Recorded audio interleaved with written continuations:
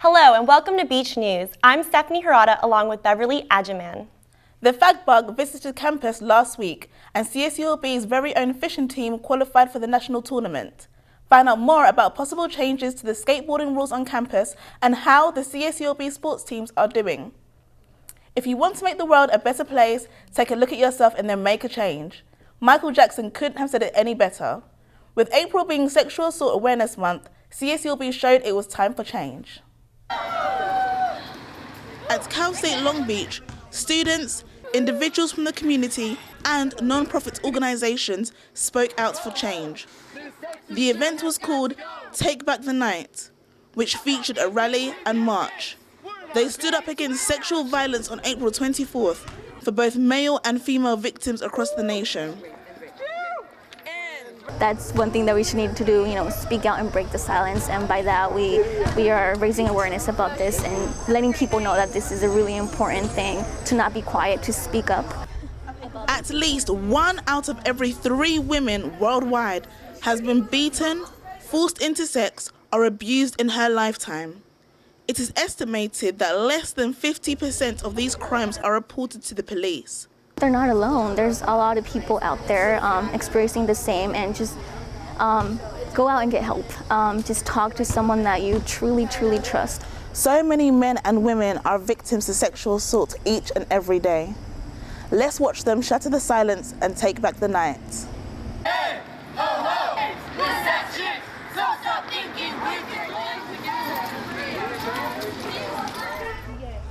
Hosted by the Women's Resource Centre on campus, the Take Back the Night Foundation serves to create safety and solidarity through their awareness events.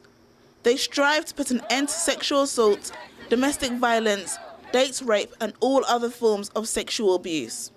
I think it's important for both genders to be involved in events like this to show that they're survivors and not victims. Love is many things, but it's not abuse. It's been really personally satisfying for me, as well as a way to give back to my community. I think it's very empowering for both men and women. Even teaching men to not rape versus women not to get raped would be the primary one. So I know this is not just a woman's issue, it's also a men's issue as well, because everybody is affected by it. Stories are told, voices are heard, people unite and take back their night. In light of the devastating explosion at the Boston Marathon that took 3 lives and injured more than 170 people, many are finding ways to show love and support for Boston and all those that were affected. In Long Beach, nonprofit organizers for Living Long Beach have designed a t-shirt to raise money that will go toward One Fund Boston. The t-shirts range from $20 to $25 and can be ordered at livinglongbeach.bigcartel.com. CSULB's International Student Association hosts its 46th Multicultural Dinner Show. Let's check out this around-the-world experience. On Saturday, April 27th, the USU Ballroom was packed with an audience hungry for a taste of cultural diversity. Those who didn't get their tickets ahead of time were turned away from the sold-out event. The theme of this dinner show is a global fusion. So where a lot of different countries represent their country and perform in the dance and in the singing, so they try to introduce their culture. CSULB embraces diverse cultures here on campus. Many have gathered here tonight to enjoy a variety of dishes from different countries and to enjoy cultural performances. The performances range from salsa to Polynesian dancing, a Filipino cultural dance to flamenco, and so much more. It was a great opportunity for the audience to experience many cultures firsthand. This event is important also just because it's a really great opportunity for people to experience those cultural performances and enjoy the dishes from around the world, and just going home feeling like a bit more multiculturalized. It's important just because, it's a way to show that there are a lot of different cultures, in this community here in Long Beach. And even though, salsa is Cuban, we're not all Cuban, but we still come together in something that we love to do, which is salsa dancing. The International Student Association sponsors this event to preserve tradition and spread awareness by shedding light on various cultures. I thought it was pretty awesome, really well done. I was surprised, just all the different cultures that were represented there. It was very cool. The event showcased appreciation toward diversity and uniting different cultures by giving insight on some ethnic traditions. Facing threats from CSULB to demote the Africana Studies Department to just a program, many will gather April 30th in protest. Students and faculty from the department and African Student Union will march across campus in order for their voices to be heard as they stand in solidarity. The ASI Board of Control voted last week to increase the ASI tuition fee by 36%. If passed, students will pay $60 instead of the previous $44. The increase should help with student services such as grants and scholarships. The vote is submitted as a recommendation to the Student Advisory Fee Committee and if approved, will appear on next year's spring ballot. Skateboarders on campus may finally be able to ride to class without fear of getting a ticket. Changes in the Long Beach City Municipal Code would allow students to be used as transportation. Currently, the city prohibits skateboarding all over campus, and if seen, students can be fined over $200 per citation. In order for this to pass, CSULB would need to assign specific rules for skateboarders. Let's take a look at this week's sports with Marie Cathcart. Thank you, Stephanie. It's definitely been a roller coaster of emotions for sports fans here at Long Beach State this week, as our athletic teams wrap up their seasons. And what better way to do it than at the MPSF Championships? That's right, the 49ers men's volleyball team defeated second seed UC Irvine for the first time all season in the Mountain Pacific Sports Federation semifinals last Thursday, qualifying them for the final game against first seed Brigham Young University Saturday night. The second-ranked and third seed 49ers spiked, volleyed, and smashed their way through 3 sets against BYU, but ultimately saw the season-long 7-match winning streak come to an end, falling just short in each set with final scores of 28-26, 25-22, and 25-22. Despite the loss, Coach Alan Knipe said he was proud of his guys who hit over .3 against the strongest-ranked team in the league. The 49ers were up for an at-large bid to compete in next week's NCAA championships too, but were ultimately passed over by UC Irvine. I will be bringing you an exclusive interview with Coach Knipe and the players on next week's show, so make sure you tune in. Also finishing up their season is the 49ers women's water polo team, and we went to see them in action at their Big West semifinals game at UC Irvine.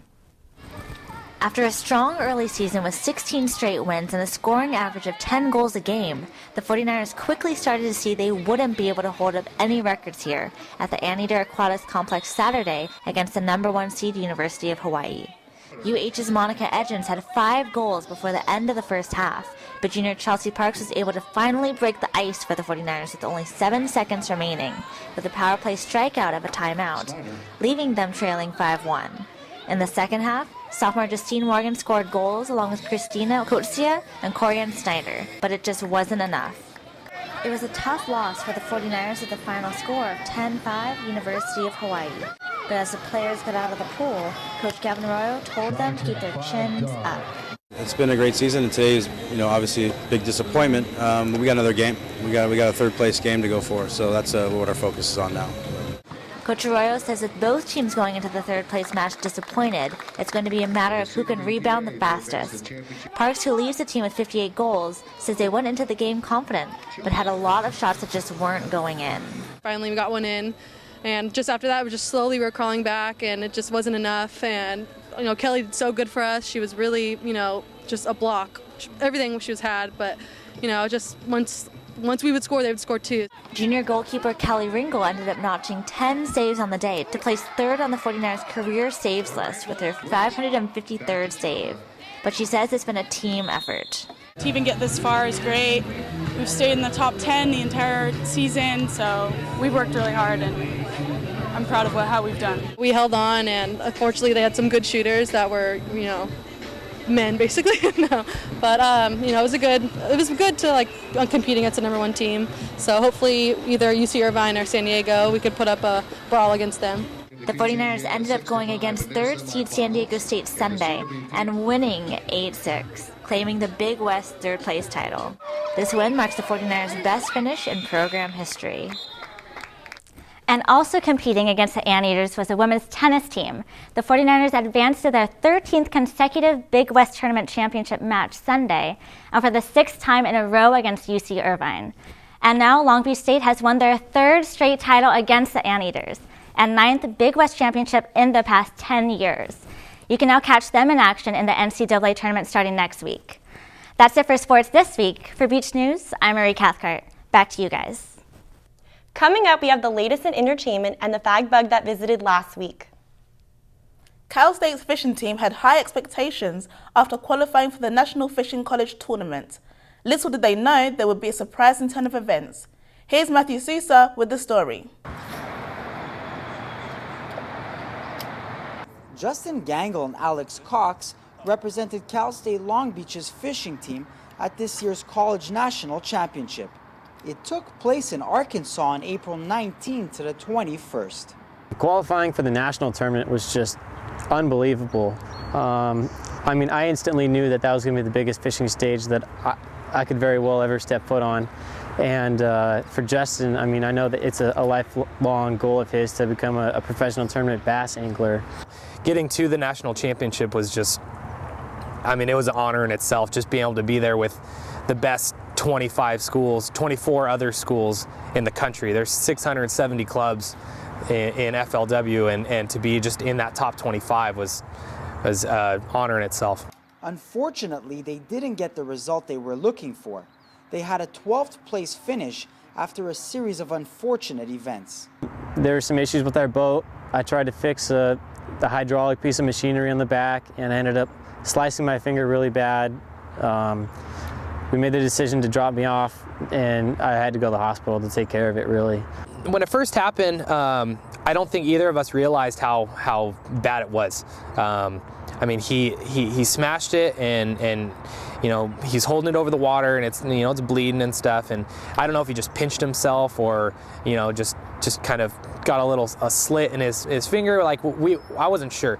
The duo are putting this event behind them and looking forward to next year's tournament.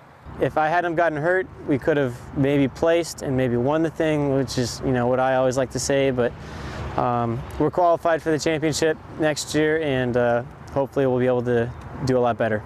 Regardless of their 12th place finish, both Justin and Alex remain optimistic on a bright future in fishing.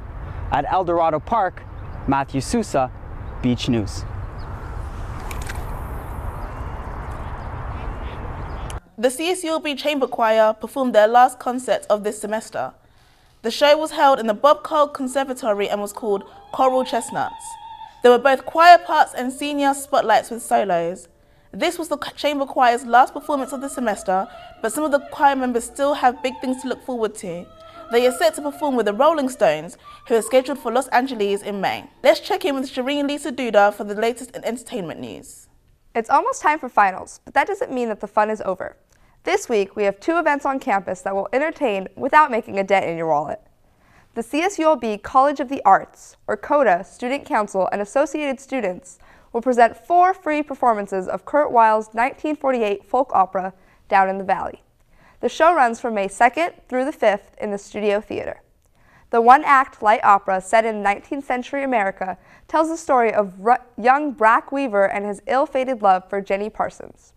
The shows are open to the public and include a mixer with refreshments.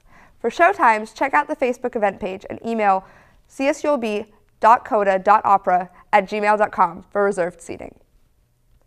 If you've ever wanted to run around campus in your underwear and not get called by the cops, the time is near. COM 337, the professional event planning class, is organizing CSULB's first Undie Fun Run for May 2nd. All current students are welcome.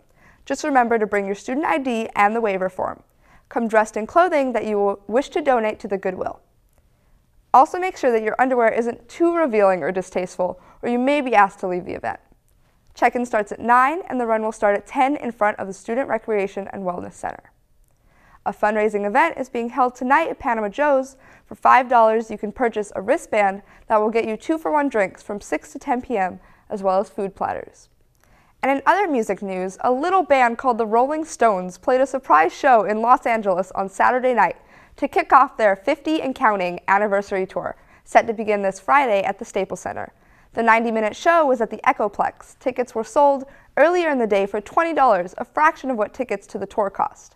I'm Shireen Lisa Dudar, and that wraps up entertainment. Have you ever wondered what it's like to be an exchange student in California? Soon you might be able to see it on TV. Former CSULB exchange students Ronan Desuin and Adam Swaby are shooting a TV series about life as an international student in Long Beach. The project is called One of a Kind and is based on a documentary that Desuin did during his year at CSULB. The filming has been going on for 2 weeks, and they are currently editing the pilot that they will later be showing to TV companies. They will also have a screening of the pilot on campus in the later May for students who are interested. It takes a special person to confront a hate crime and flip it into a positive. An art education student from Albany, New York did just that after her car was vandalized with anti-gay slurs. Sandy Brambilla has the story. Silence is a project to bring attention to hate crimes against the LGBT community. People in support of gay rights take a vow of silence. On April 18, 2007, on the 11th National Day of Silence, Erin Davies' car was vandalized because of a rainbow sticker on her window. The words "fag" and "you are gay" were spray painted onto her car.